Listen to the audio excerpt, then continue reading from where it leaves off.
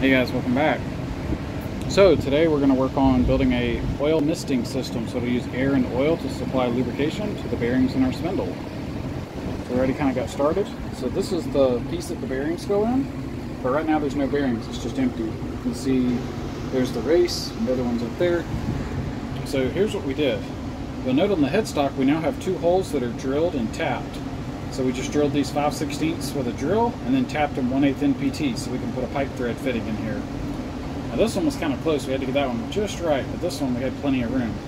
We also had to be mindful, there's a gear and shaft and bearing assembly right here, and actually there's one that runs through here. This shaft here actually crosses all the way through like this and catches this one. So we had to make sure we didn't drill into that and create a new problem. But anyway, we got these two holes drilled, and check this out. I don't know if I can get this on film, but basically I have these little paint pens. Just a white paint pen, so I dabbed some paint here, took this screwdriver and kind of like picked it up on the end of the screwdriver, and I reached in these holes because I need to know, I have to drill to get an oil path. I'll try to show this. Oh yeah, you can see the inside of there is white, inside of there is white. So we basically just painted a mark by reaching in there and touching it, because this thing's actually like really thick. That's over an inch thick right there. So we marked it, and the hope is that we'll be able to loosen this, drop that assembly out, and we'll have our marks. And the reason that matters, our goal is this hole here is between the two bearings. So you got a bearing here, this will be the supply of air and oil, and then a little bit further up is the second bearing. So we're going to put pressurized air oil mixture into this hole. It's going to go through this housing, hit another hole that's drilled into the spindle carriage, and once it gets inside of here, it'll travel down to the lower bearing and actually travel up through the top bearing. And then for it to flow out, we drilled another hole here that also intersects this part, and that'll give us a complete path for the air oil mixture to exit. So we're going to drop that out, and hopefully our marks are there, and I'll show you what it's looking like. Alright, so we can see that mark pretty clearly, and there's a faint, I think that's it. You can kind of see something, but it looks like it got smeared off. I think that's where the mark was. So I'm going to try cleaning and putting like a Sharpie mark, and then reinstall it and see if I can see my Sharpie mark, because I'm hoping that won't rub off as easy as this paint did.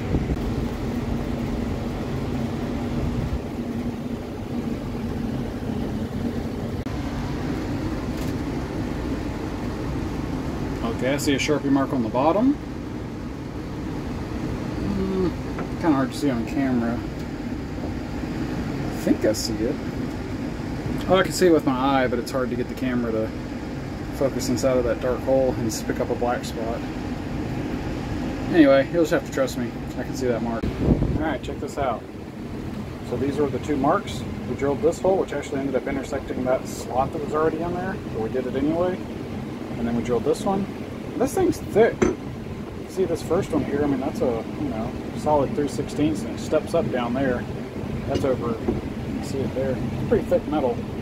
We got those two holes done. We deburred all this because this is like a tight fit into the spindle, so cleaned all the sharp edges off. Here's our two holes we drilled. These are both been kind of cleaned. I need to do a final clean because there is a little bit of metal in there still, but as you can see, we got our threads here, we got our threads here. And we did reach inside of here and kind of deburr where those holes intersect, but it still needs to get a final clean, so we're about to do that. And then, because we already final cleaned this part, so we're going to final clean this, and then we're going to assemble it and check and see if we got our alignment correct. Alright, we did our final clean, got this put in. Let's see if we were successful. There's the bottom hole. Let's see if I can hand it in there. Yeah, there we go.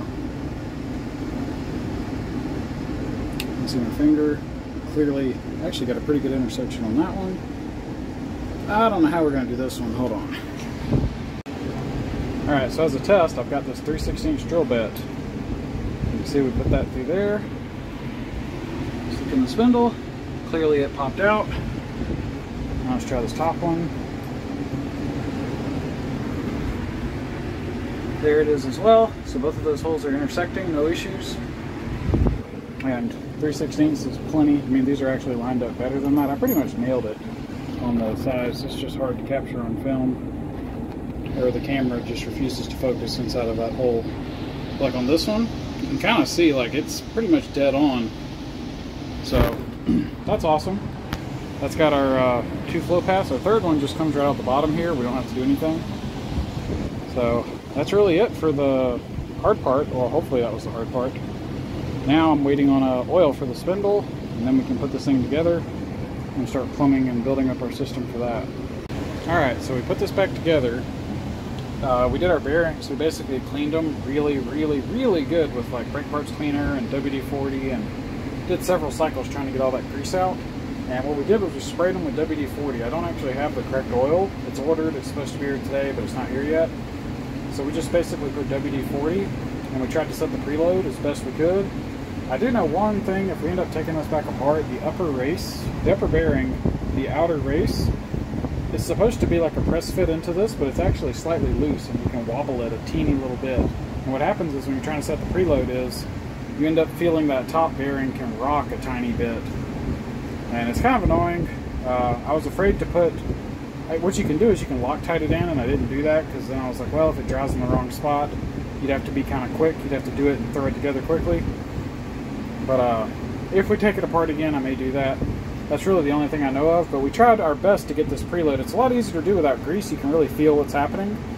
So we tried to get it best we could to essentially have like no slack, and the hope will be that once it warms up, it'll still be okay. But we'll find out. Luckily, it's not too bad to pull this thing.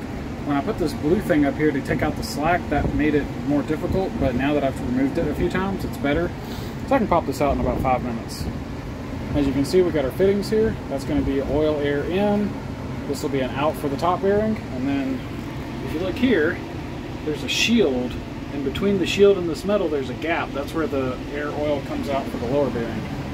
And you can tell just from blowing air in here that 80–90% of the air comes out down here and just a little bit comes out here.